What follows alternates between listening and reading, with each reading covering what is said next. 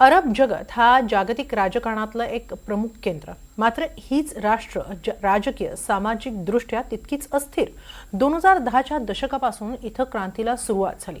17 डिसेंबर 2010 रोजी ट्युनिशियातील रस्त्यावरील एका विक्रेत्यानं आत्मदहन केलं आणि त्यानंतर ट्युनिशियात सुरू झालेली जास्मिन क्रांती इतर अरब देशांमध्येही पसरली आणि तब्बल 5 अरब हुकुमशहांना पायउतार व्हावं लागलं. आज सुमारे 15 वर्षांनी त्यांची स्थिती काय आहे, कुठे आहेत हे हुकुमशहा, पाहूया एक रिपोर्ट. 17 डिसेंबर 2010 ही तारीख अरब जगताच्या इतिहासात क्रांती घडवणारी ठरली. या दिवशी ट्युनिशियामधील एक विक्रेता मोहम्मद बौअझिझी यानं आत्मदहन केलं आणि त्याच्या आत्मदहनानं ट्युनिशियामध्ये ठिणगी पेटली आणि जास्मिन क्रांतीची सुरुवात झाली. ही क्रांती मध्य पूर्व आणि उत्तर आफ्रिकेतील अनेक क्रांतिकारी निषेध आणि निदर्शनांपैकी पहिली होती. 2010च्या शेवटी ट्युनिशियामधून सुरू झालेली ही अरब क्रांती नंतर मिडल ईस्ट म्हणजेच मध्य पूर्व राष्ट्रांमध्ये आणि त्याचबरोबर उत्तर आफ्रिकेच्या राष्ट्रांमध्ये पसरलेली आपल्याला दिसली. या अरब क्रांतीमुळे मागच्या कित्येक दशकांपासून तिथले हुकुमशहा जे घट्ट पाय रोवून त्या ठिकाणी बसले होते त्यांना उखडून फेकण्याचं काम या अरब क्रांतीमुळे त्या ठिकाणी झालं. हे हुकुमशहा जरी दूर त्या ठिकाणी हटले असले तरी सुद्धा या सगळ्याच राष्ट्रांमध्ये लोकशाही आज घडीला प्रस्थापित झालेली नाही आणि याच्या विपरीत आज सुद्धा तिथल्या युवकांना आर्थिक प्रश्न, बेरोजगारीचा प्रश्न आणि महागाईचा प्रश्न याचा सामना त्या ठिकाणी करावा लागतोय. 17 डिसेंबर 2010 रोजी ट्युनिशियामध्ये मोहम्मद बौअझिझी याची टपरी पोलिसांनी जप्त केली. पोलिसी अत्याचार आणि सरकारी उपेक्षेमुळे संतप्त झालेल्या मोहम्मदनं आत्मदहन केलं. त्याच्या आत्मदहनामुळे संपूर्ण अरब जगतातच हाहाकार उडाला. ट्युनिशियामध्ये जनआंदोलनाला सुरुवात झाली. भ्रष्टाचार, बेरोजगारी, हुकुमशाही विरोधात निदर्शनं झाली.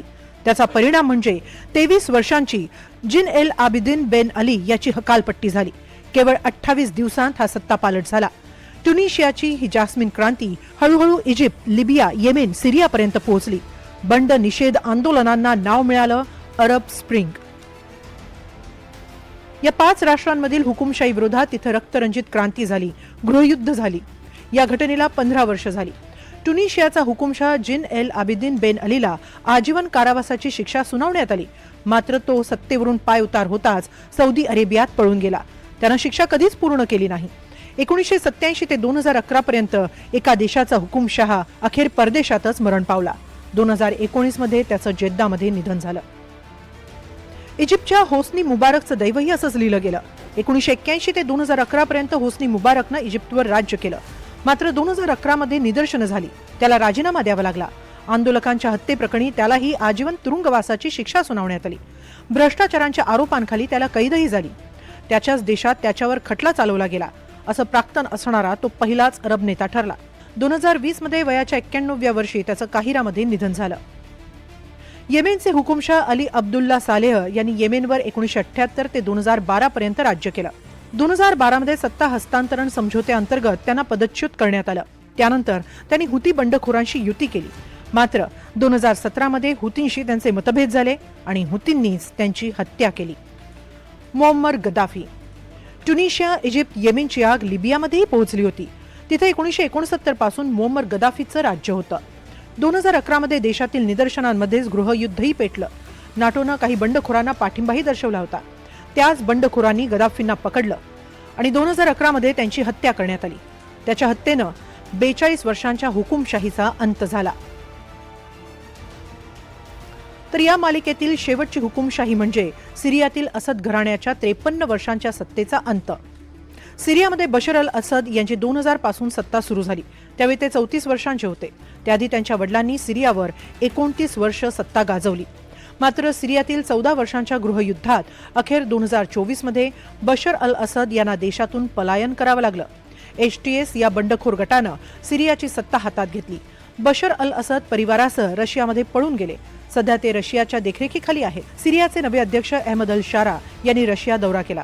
तेव्हा असद यांना सिरियाकडे सोपवावं अशी मागणी त्यांनी पुतीन यांच्याकडे केली होती. मात्र रशियानं त्याला फारसा प्रतिसाद दिला नाही. सध्या रशियात असले तरी बशर अल असद हे ऐशोआरामात जगत असल्याचंही सांगितलं जात आहे.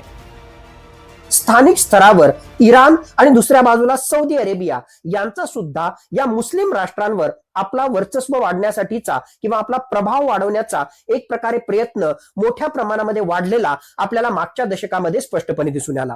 एकूणच रेफ्युजी क्रायसिस असो किंवा अस्थिरतेमुळे आयसिस सारख्या इस्लामिक दहशतवादी संघटनांनी आपला पाय मजबूत करणं त्या ठिकाणी असो, आणि दुसऱ्या बाजूला आंतरराष्ट्रीय स्तरावर तेलाच्या किमती वाढणं किंवा जागतिक पटलावर रशिया आणि अमेरिका यांची वर्चस्वाची लढाई आणखीन मजबूत होणं, यासारखे वेगवेगळ्या प्रकारचे परिणाम आपल्याला अरब क्रांतीमुळे अरब जगतावर त्याचबरोबर जागतिक पटलावर झालेले स्पष्टपणे दिसून आले.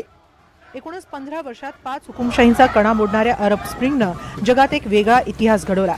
खरं तर त्या राष्ट्रांच्या हुकुमशहांना हाकलून लावलं. मात्र त्या देशांमधली राजकीय अस्थिरता अद्याप संपलेली आहे असं म्हणता येणार नाही, आणि याचं उत्तम उदाहरण म्हणजे Yemen. Bureau report, NDTV Marathi.